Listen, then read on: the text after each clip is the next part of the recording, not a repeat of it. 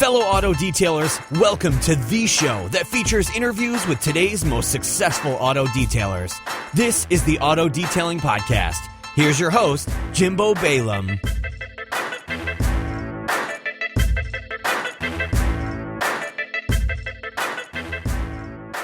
Hey everybody, welcome to episode 250 of the Auto Detailing Podcast, and I just want to say thank you for listening. It's amazing that we've gotten to 250 episodes of these things.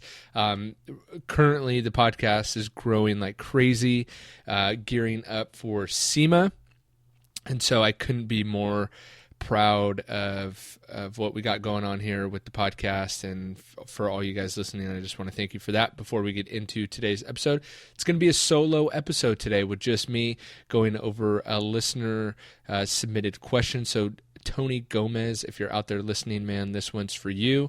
I told you that I was going to do an episode about your question, and I plan to do a lot more of these. I'm playing with the idea of doing a Facebook Live once a week, but I really, as you guys know that write in, I try to answer every single question that comes in, and a lot of them are very specific and kind of difficult to answer, and so what I'm going to try to do is when you guys write in, instead of me just answering your question right off the bat to you, which is great and helps you out a lot, I think it would be very beneficial to also help other people that may have that same question. So Tony, this one's for you.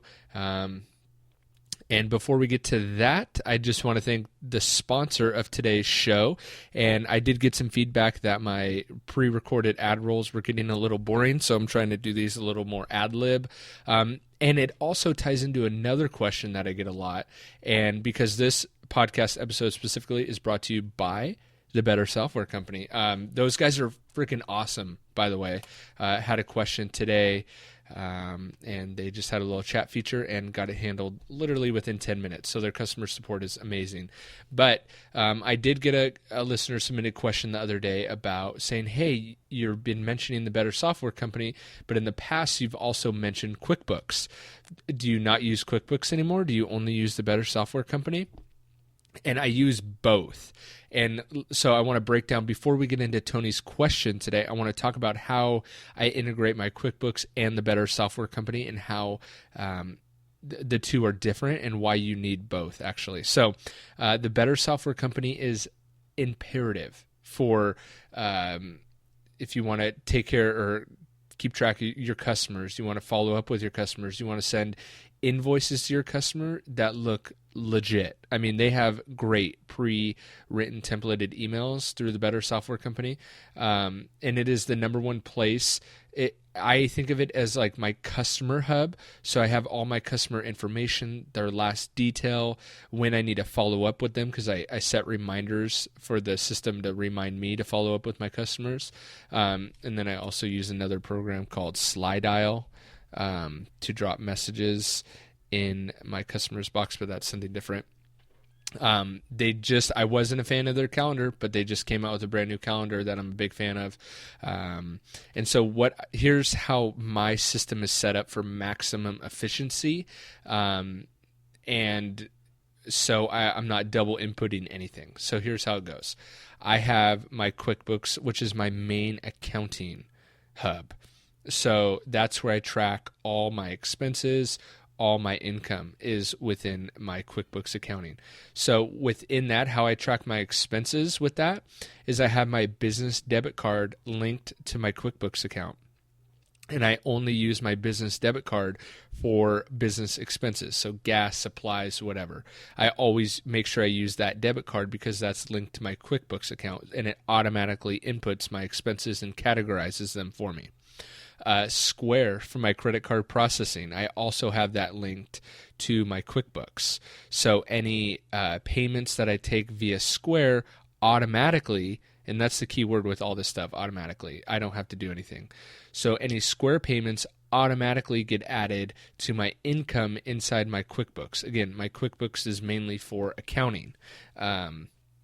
And then where the better software company comes in, because what QuickBooks is not good with is managing your customers and reaching out to them, sending out emails if you want to do that, payroll if you have employees, inventory tracking if you want to track that. The better software company is phenomenal for that. So what I love about the better software company is that it's good for mobile guys and fixed locations. They have a wonderful desktop version, and they also have a wonderful app that they just came out with. So it's and everything's to the cloud. You're not downloading anything. There's also no contracts when you sign up, so you can just do it for a month if you wanted to, and then drop it.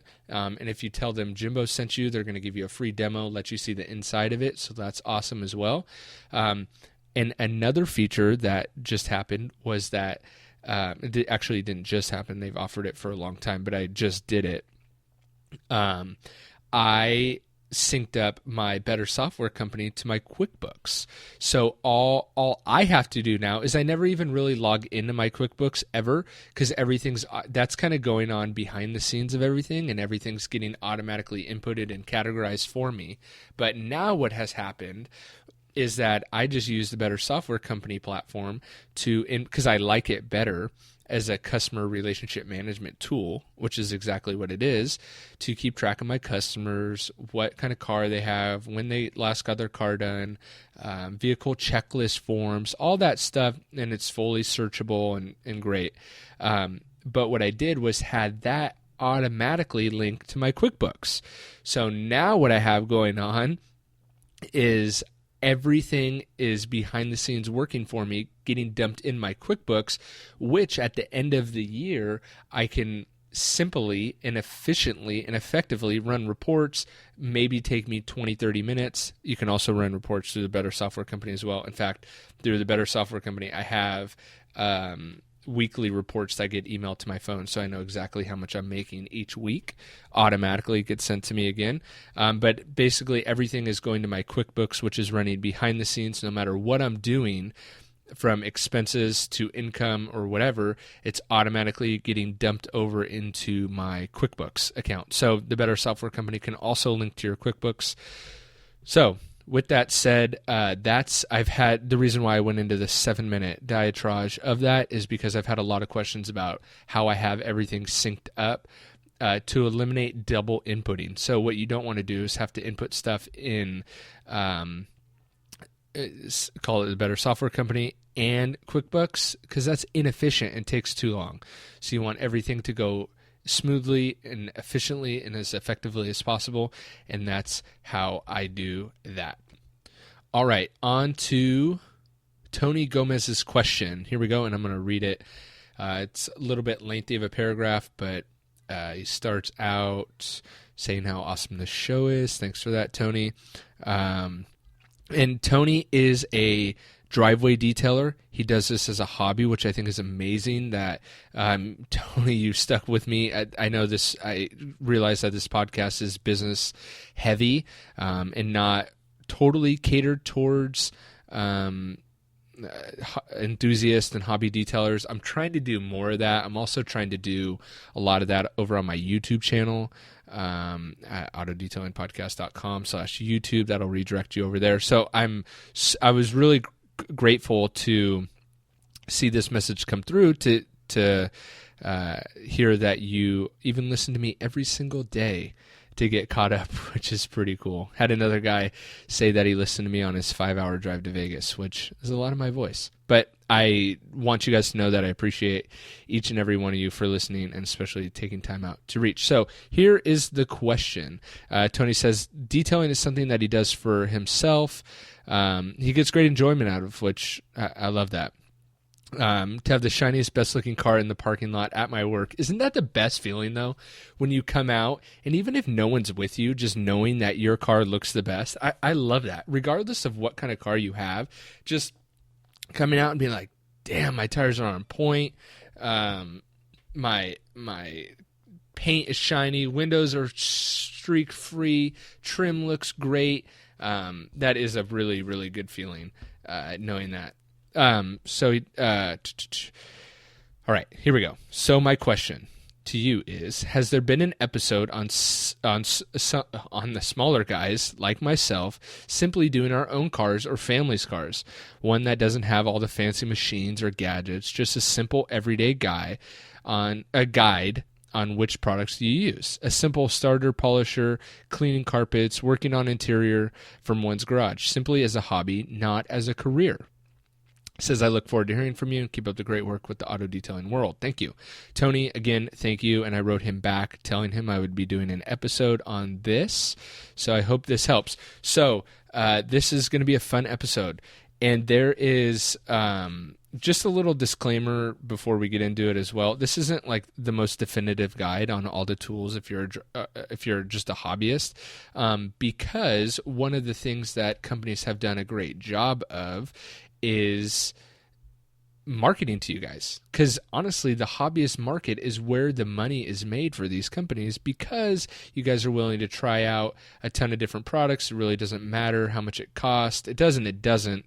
But you're not watching costs as hard as, say, a business owner maybe.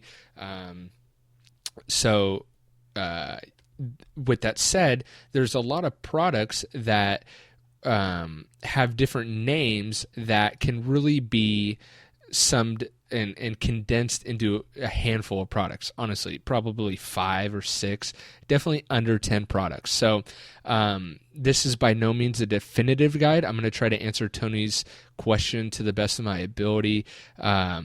And the keywords that stood out to me was a simple, starter, polisher, cleaning carpets, but mainly a simple, no fancy machines or gadgets. And to get into machines, like one thing I love that Meguiar's did with the MT300 is that they tried to bridge the gap between the really cheap polishers and the really high-end polishers and really hit that middle ground. I'm not sure what I can pull it up real quick and see how much the MT300 is going for on Amazon. It looks like it's about $200 on Amazon. And I'll link all this stuff up in the show notes. But the MT300, hits that.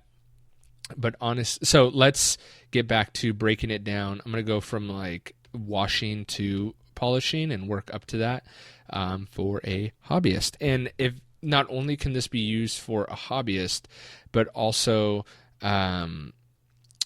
people who are just starting their detailing business. So I love, Tony, that you're just a hobbyist, but this will also be a guide for people that are just breaking in and want to just get a few products under their belt, maybe to make some money doing family cars and neighbor cars on the side. So we're going to keep it simple and we're going to keep it efficient, because that's my style.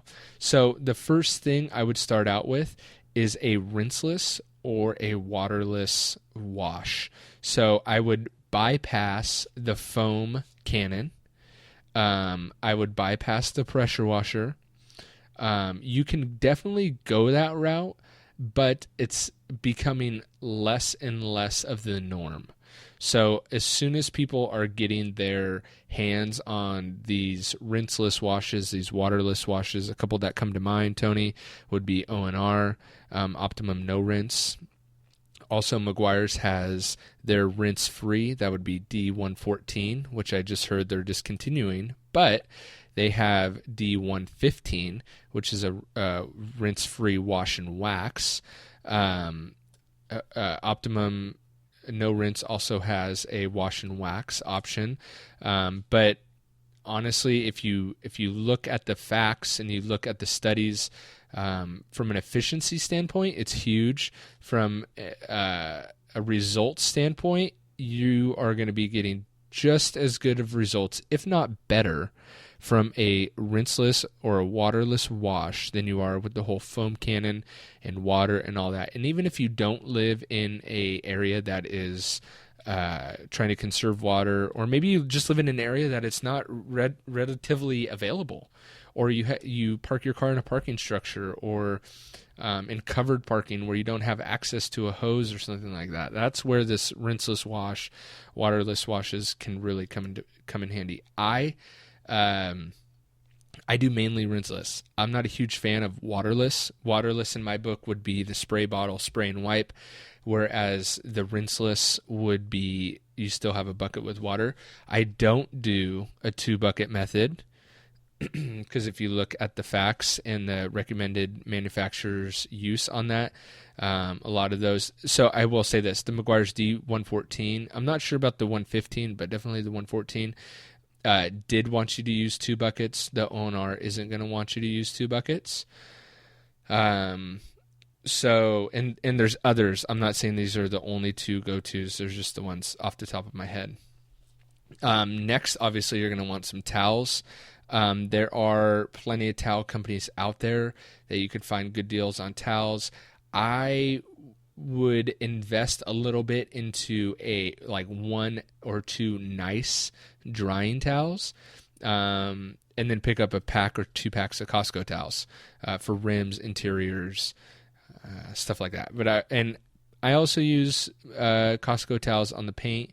Make sure you strip the tags, but those will work also. I will link up a couple towel companies that are on my radar that I'm trying to work with, and I will link those up in the show notes. I'm taking notes on what I'm saying. I'm kind of going at this off the top of my head, but taking notes so I can link all this up in the show notes for you guys. So after that, got your towel.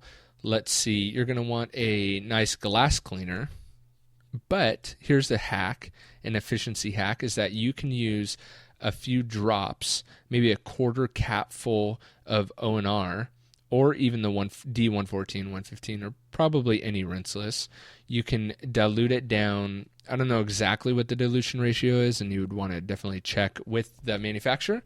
But you can use that as a glass cleaner, bypassing any glass cleaner at all. So you can use one product for that, and you can also use the rinseless at a different dilution ratio for a quick detailer, which is going to be another thing you want.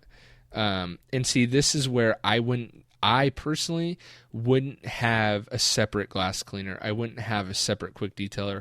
I would buy the gallon of a rinseless wash, dilute it down into separate bottles for each of these things. So you're only, I think a gallon of O&R right now, let me look this up too, O&R. I think a gallon of O&R is going to be around $40. Let me see. So the Meguiar's rinse-free is still on Amazon. That's going to be just under $30. The no rinse and shine, which is what it's called, the blue stuff, is going to be $18 for 32 ounces, which is, if you're just a hobbyist, that's probably what you're going to be getting, is just the 32 ounce, because it'll go forever. Yeah, and a gallon's about $30 as well, maybe a little more. So the O&R is going to be a little bit more expensive, but I would have separate spray bottles diluted down to different dilution ratios depending on what I want to use it for. But again, you can use pretty much any rinseless wash for a glass cleaner and also a quick detailer. I would have separate towels for the glass. I would have their own glass towels that I will link up in the show notes below as well. I would invest in better glass towels because those are huge. The next thing you're going to want to get is a degreaser or a APC, or an all-purpose cleaner. And again, here's where you can have 5 different products that are solving the same issue. But what an all-purpose cleaner or a degreaser can help you with is cleaning carpets, which brings me to my next thing, which would be some brushes, is what you're going to want there too, but we'll get back to that. But a degreaser and an all-purpose cleaner is going to be perfect on rims. It's going to be perfect for wheel wells. It's going to be perfect for your engine bay compartment. It's going to be perfect for door panels, cup holders, stains. It's going to pretty much anything you want to clean. Leather seats are going to be okay. Pretty much anything you need to clean within your car can be cleaned with a degreaser or an all-purpose cleaner. Of course, companies are going to have, our leather cleaner and conditioner, our rim cleaner, our blah, blah, blah, blah, blah, blah, blah, blah, blah. all these different products, but again, you can get away with having just an all-purpose cleaner to do the bulk of this work. I mean, your rims are going to be definitely going to be able to be cleaned with an APC if you even need anything at all. You may be able to get away with just your bucket of a rinseless wash with a towel dipped in there, or a separate bucket at that, but just your waterless solution, and you may not need any cleaner for that. So that's another thing that gets a lot of not a lot of talk about is, these chemicals that we're working with can be really harmful to our health, and we really don't know the long-term implications of this. So I try to use as little amount of harmful products as possible for each situation. Now, there are situations where I have to use and go aggressive with my dilution ratios. I got to incorporate the acid, and that is going to happen, but I really try to limit that. So if your rims aren't that bad, I wouldn't spray any all-purpose cleaner on there. I would just use my rinseless. But you may need your interior door panel, driver's side, where your knee rubs up against, or your door handle to get out is going to get a little junked up, or the buttons on the dash are going to get a little messed up. Maybe your blinker has that buildup, your steering wheel. All that stuff can be taken care of with an all-purpose cleaner. You don't need a special, steering wheel cleaner to clean your steering wheel effectively. My exception would be, and this is where I'm going to totally drop the ball on this episode, are the outliers, like the micro suede. If you have a micro suede steering wheel, or you have micro suede seats, obviously, if you have an outlier like that, you're going to want to get something that is specifically made for that micro suede. However, you can use an all-purpose cleaner on micro suede, but you do risk damaging it just a little bit. So again, that's where I'm going to do a disservice, is those outliers. So along with the all-purpose cleaner or degreaser, which if I had to pick one, I would probably do the all-purpose cleaner, but it is nice to have a degreaser around as well. I prefer the Meguiar's degreaser over the Meguiar's all-purpose cleaner. And then some brushes. You're going to want a few different brushes, and there's even a household cleaning brush that I will try to find and link up in the show notes below that's ideal for steering wheels. I know Darren has a couple videos about that. But really, you're going to want brushes mainly for the carpeting and under carpeting. And a trick that I saw Darren Priest, in one of his videos at Auto Fetish Detail on YouTube, was on his wife's car, I believe. He cleaned the carpets every time he washed the car, but he also threw down a little bit of a fabric protectant, like why am I losing the train of thought of, like a fabric guard, whatever. There's a ton of fabric guards, which I'll link. Scotch guard, that's the word I was looking for. Man, it's a little bit hard to come up with these names when you're doing this solo, but a Scotch guard type deal that he would just lightly spray on the carpets every time, making it easier to get those stains out before. But brushes become your best friend. Let's see what else. So another thing you're going to want is a really nice dressing. My favorite dressing by far is the Meguiar's hyper dressing. So because again, it can be diluted down to whatever, depending on your preference of if you want your tires, for example, you want your tires super shiny or not that shiny, you can dilute it down to whatever you want. Now, let me look and see how much the hyper dressing is on Amazon right now. I think it's $42 currently on Amazon. But again, what I love about it is that you can dilute it down to any dilution ratio you want, meaning that you can use the same dressing for your tires as for your interior. Now, I'm sure that that's not, there's something that I'm missing in there, that you shouldn't use the same. It does say that it does produce the highest shine possible on non-painted rubber, plastic, vinyl, on interior or exterior on the hyperdressing. So that's directly from the Amazon product listing. So apparently the hyperdressing can be used interior or exterior. It works great on plastic trim on exteriors. It works great on tires. It will sling a little bit, but all tire dressing usually slings for me because I tend to like my tires pretty shiny. I don't really care for the matte finish. But hyper dressing, you could dilute down to get that nice, clean matte finish if you want. So you could see the reoccurring theme here is that I like products that are multi-use, multi-dimensional, multi-function, depending on what your goal that you're trying to achieve. So again, hyper dressing right from the description here, it says it can be used on interiors, and I've used it on interiors, and it looks phenomenal. It really does. Again, you can dilute it down to, depending on how shiny you like it, you can dress it up or dress it down. You're also going to want a brush for tire shine, and I use a towel for dressing on the interior. But yeah, that hyper dressing is pretty much my go-to on that. All right, the next thing that you're going to want, and I should have mentioned it when I was talking about the rinseless washing, but you're going to want, my favorite is OptiSeal or the Optimum Car Wax, also the Meguiar's Synthetic Express Wax. I actually tend to use the Meguiar's Synthetic Express Wax as a quick detailer, which I love. Also works great on interiors.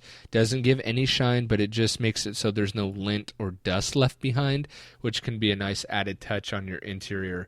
Especially if you don't want to dress it with a dressing, say hyper dressing, you can do the Meguiar's Synthetic Express Spray Wax. But the OptiSeal you can use in conjunction with your rinseless wash. That's whether you're using O&R or not. You can usually do one spray per panel. And even for a do-it-yourselfer at-home hobbyist like Tony is, OptiSeal is so easy to use. I just find myself using it every wash for my personal vehicles because it helps as a drying aid.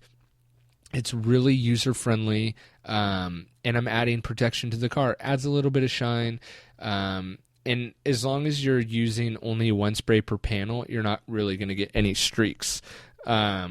So with the rinseless wash, I don't worry about using distilled water or deionized water anymore with that, because I'll use OptiSeal. Even the Optimum Car Wax is pretty good. It's a little finicky, but I have noticed that it does add a little bit of shine and luster, and it has UV protectant, which I don't really care about, but my customers like when I say it. So yeah, I would definitely incorporate the OptiSeal or something similar to it. So a spray-on sealant that is very user-friendly. I think something like Reload has to be used when the car's completely wet. I also know that Car Products uses, they have a spray sealant, but the car has to be completely wet. So those products are perfectly fine. Just know that your car has to be completely wet, and you usually have to pressure wash those off. But those are usually a no touch. So if you're trying to not touch your car, that's a great option. Another thing you're going to want is a good vacuum. So I like the rigid vacs. I had the Metro Vac and even did a review on the Metro Vac that you can see on my YouTube channel. And I'll let you watch that video and create your own opinion about the Metro Vac. But I switched back to the rigid vac. I think I just have the 4-gallon. I have it linked up. Yeah, I just used the rigid heavy duty wet dry vac. I like that it's a wet dry vac because it can also double as not an extractor, but if you're shampooing mats and you want to suck it up, you can do that. One thing I couldn't do with the Metro Vac. It's also only going to run about $100. Let me check that for you on Amazon as well.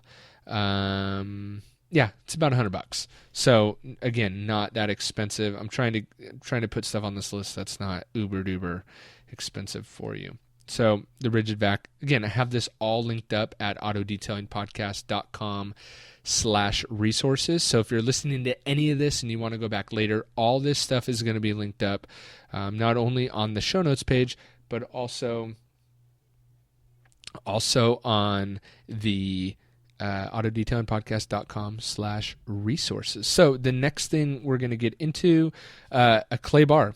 So I would either mess with the Clay Magic and just get the regular clay bar if you're a hobbyist or enthusiast doing it at home, or the clay mitt. Again, something that you have to be careful with the clay mitt or clay bar, or the clay mitt or clay disc or any of those, is they will begin to micro-mar once they get older. Again, something you don't have to worry about when you're dealing with just a standard, like, say, for example, Clay Magic clay bar. But, and again, if you're doing your car somewhat regularly, you're probably not going to need the clay pad. You can probably get by with just the standard clay bar, which I've tend to, if the car doesn't need to be clayed super bad in just some spots, I'll tend to grab just the clay bar, the standard clay bar, or maybe have both if you want to have both on hand. Tony talked about a inexpensive DA polisher. If you're looking really inexpensive, I would just pick up the Harbor Freight one. It really comes down to your pad and your pad choice, and your pad and product choice. So, you can get by with the Harbor Freight one. The Porter Cable's also a good one. That's going to be about $120. The Porter Cable 7424 was the standard. Everyone had a Porter Cable. Porter Cable was the Rupes of 8 years ago. So now it's kind of gone by the wayside, and some people may even look down on you if you have the Porter Cable, which I don't agree with. I don't think that makes you less of a detailer if you have a Porter Cable. I don't think it's less of you as a detailer if you work with the Harbor Freight one. Again, as I mentioned before, the MT300, great machine. The Rupes, great machine. The Flex, great machine. What it comes down to is you get what you pay for. So, I like the Rupes. Rupes. I hate when people say Rupes. It's Rupes, right? So, what's nice about the Rupes is it doesn't vibrate a lot. So, it's very user-friendly to work with. Whereas the MT300 is going to, in my opinion, vibrate a little bit more than I'm comfortable with polishing multiple cars multiple times a week. So that's why I like the Rupes, because just the user experience, which I'm really big on, is it's more enjoyable to polish out a car with a machine that's not vibrating in your hand so much that your hand's numb after you get done using it. So I would, honestly, I'd probably be between the Porter Cable and the MT300 if you're just a do-it-yourselfer at home. That's going to be more than you need. Two products that I would have, and you talk about polishes and compounds. I mean, the market is littered with phenomenal products, to be honest. I mean, really phenomenal products. But some paints get really finicky and really sensitive in what they like, what they don't like. So two products that are must-haves in my arsenal that I have found are the most consistent across multiple makes, models, years, paints, etc. is M100, which is similar to M105, which is the fast-cutting compound, I believe it's called. I'll do a little search. I forget what the exact name is. M105. Let's see. Of course, it's not going to pop right up. So the Ultra Cut Compound M105, that one on Amazon is $75 for the bottle, which seems extremely high. I don't think it's that much in real life. Real life means somewhere else. So let me do a little search here. Okay. Here we go. Okay, so that wasn't right. M105 is $25. I don't know why I saw one that was $75. Jeez. So $25 for the 32-ounce bottle. What I don't like about M105 is it dries out too quick. M100 has a little bit more of a little better work time.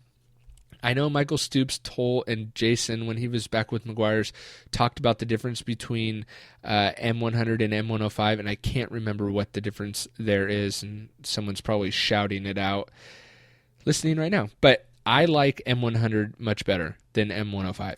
So I would have M100, and I would also have HD Speed, which I did a whole episode on HD Speed. Some people would go M100 and M205. I like HD Speed a lot. and what I like about M100 and HD Speed both is the versatility of the products. Again, going back to my core, not my core beliefs, but my core wants, needs, and desires in products is multifunctional and also consistent. And that's one gripe that I have with a lot of these products out there on the market, polishes, compounds, etc., is they're really finicky, and they're not really they're really dependent on how the paint is reacting to the product. And I want something that's going to be consistent, especially owning a business. I need something that's going to work and work time and time and time again. So M100 has never let me down, to be honest, and neither has HD Speed. M205 is good, and I know guys that use it a ton. I just, sometimes it doesn't work for me. So, and I'm blaming it on myself. I don't think it's the product. I think it's me. But both M100 and HD Speed can be used on a rotary or a dual action. And one thing, going back to the dual action, or going back to the polisher, if you're just a do-it-yourself or at-home enthusiast, I would stay away from a rotary polisher. Just completely stay away.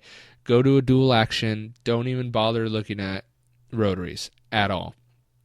So, but M100 and HD Speed, for you guys running a business, can both be used with multiple pads, multiple machines, rotary or dual action. They're just incredibly versatile. So, and if you're looking at pads that I've bought and tried out that I really like are Barry Thiel's pads from Americana Global. His foam pads have been amazing. They hold up extremely well. I did this black S-Class Mercedes with HD Speed and Barry's orange pad, and I got 95% defect removal in the sun. I was outside doing this car, and it turned out phenomenal with Barry's pads and HD Speed. I've also used HD Speed on a rotary and a Meguiar's thin burgundy pad, which is also a pad that I'd recommend because it's so versatile. You got to get that burgundy thin foam pad. That thing is awesome. Finishes out great. Usually I can get M100 to finish out pretty good too, but if you really want depth in gloss, finish up with the HD Speed. Do that 2 combo right there. And I bet you get 90 to 98% paint correction just with those 2 products alone in the right pad choice. You could even use the Meguiar's thin foam burgundy pad and use it with M100 and HD Speed separately, obviously cleaning the pad between, but you could use 1 pad, 2 products, and 1 DA polisher and get extremely good results. So that's why I would choose those 2. Again, there's hundreds upon hundreds upon hundreds of products that you could choose from. Those are just the 2 that I found work most consistently. So, with that said, I don't think I'm missing anything for you're going to need some spray bottles. So, and what I would do is also buy corresponding bottles. So, say you have the Meguiar's Express Synthetic Express Spray Wax, just buy the Express Wax bottle. Makes it much easier. You could also buy some blank bottles if you're doing the rinseless wash that you're making into a glass cleaner or a quick detailer. Or what you could do is just say, buy a bottle that's labeled glass cleaner, check the dilution ratio for your rinseless to a glass cleaner, put it in the glass cleaner bottle. It doesn't matter if you're using Optimum's glass cleaner or Meguiar's glass cleaner and putting it in each other's bottle. It's okay. No one's mad about that. Same with the quick detailer. I would not buy a standalone quick detailer. I just would not waste the money. I would either buy the Meguiar's Synthetic Express Wax and use that as my quick detailer, or I would dilute your rinseless to be a quick detailer. I would not buy a standalone quick detailer. I just wouldn't. And with that said, let me see if there's anything else in here that I'm missing. There's random efficiency tools. That like the Detailer's Helper belt that you may want. That would be cool. Also, a pet hair removal stone. I'm going to make sure I write this down. Belt and the pet stone, or what I like more is the pet brush, because the stone will scratch some plastics. Let's see what else. An adhesive remover is always something nice to have on hand. Obviously an extension cord. Oh, a grit guard. Yes, you're going to want to put a grit guard in your rinseless bucket. Again, I only use one bucket with a grit guard, and I do use the big red sponge, but don't see much difference between a big red sponge and, say, the Meguiar's microfiber wash mitt. And even me and Darren were working together, and we he did one car, I did the other. I used the big red sponge, he used the microfiber wash mitt, and we were getting the same results. So honestly, not that much difference there. Just trying to go through my list to see if there's anything else that I forgot. I'm sure there's stuff that I forgot, but I think I nailed it pretty good. You may want some wheel woolies. Again, if you're cleaning your car often, you probably don't need it. I look at wheel woolies as just another piece of crap that I got all around, so I tend to just get in there with my arm and use the God-given wheel woolly, my arm and fingers. Thank you for laughing at that joke. But I think that's it. So I'm going to list all this stuff up in the show notes. And again, autodetailingpodcast.com/resources is where you can find all this stuff linked up, and you can click those links to redirect you to the products. But other than that, again, I want to say thanks to Tony Gomez for writing in the question. If you have a question that you want answered on the podcast, or the pod, as I've been calling it lately, just write me a message. Facebook.com/autodetailingpodcast. Write me a message there, or you can friend request me on my personal page, and we can do that there. And if I forgot something that you're just screaming at your phone right now, like, how could you forget this? Blah, blah, blah. What's the most important thing in detailing? Shoot me a message. Let me know. Love to hear it. Also, if you wouldn't mind writing me a rating and review in iTunes, we're up to like 45 reviews as of right now. I think that's awesome, considering I don't really solicit that anymore. But if you feel led to, that really helps out. Share with a friend. And if you're going to SEMA, let me know. I will be at SEMA, I think, every day. I haven't made my plans yet, but what I plan on doing is, if you can't make it to SEMA, I will be doing a daily show from SEMA. So I'm going to be recording a show daily from SEMA about what's going on at SEMA, products being released at SEMA, and all that. Interviews with companies from SEMA in the SEMA booth. If you're a company and listen to this and you want to get featured one of those days at SEMA on the podcast, just write into me and let me know, and we can schedule that out. But I'm planning on being at SEMA, I think, every day. So you want to grab a cup of coffee, you want to grab some lunch, you'll be at SEMA. Or if you're a company and you want me to stop by your booth and do an interview, that will go live that same night at SEMA. Yeah. So make sure you follow along the podcast when SEMA rolls around. That's the first week of November, so we have a little bit of time here. But I plan on doing a show daily at SEMA. So that'll be cool for you guys that are at home, can't make it to SEMA. There's going to be just a ton of Facebook Live videos that I'm going to be putting out that day at SEMA, or those days at SEMA, and also a daily podcast. So that should be a ton of work. But it's going to be awesome. SEMA's awesome. I didn't go last year. I'm getting out this year. So let me know if you're going to be at SEMA. And I know I babble too much, so I'm going to end it there, guys. But thank you for listening to episode 250 of the Auto Detailing Podcast. Hope I wasn't too monotone, and I will catch you guys on the flip side. Thanks for listening to another episode of the Auto Detailing Podcast. Head on over to autodetailingpodcast.com for full show notes and links of everything that we've talked about today. And don't forget to check out our resources page for a direct link to all the products talked about not only on today's episode, but that I use in my day-to-day detail business. They have direct links so you can purchase and get free shipping right from that page. That's autodetailingpodcast.com. We'll see you on the next episode.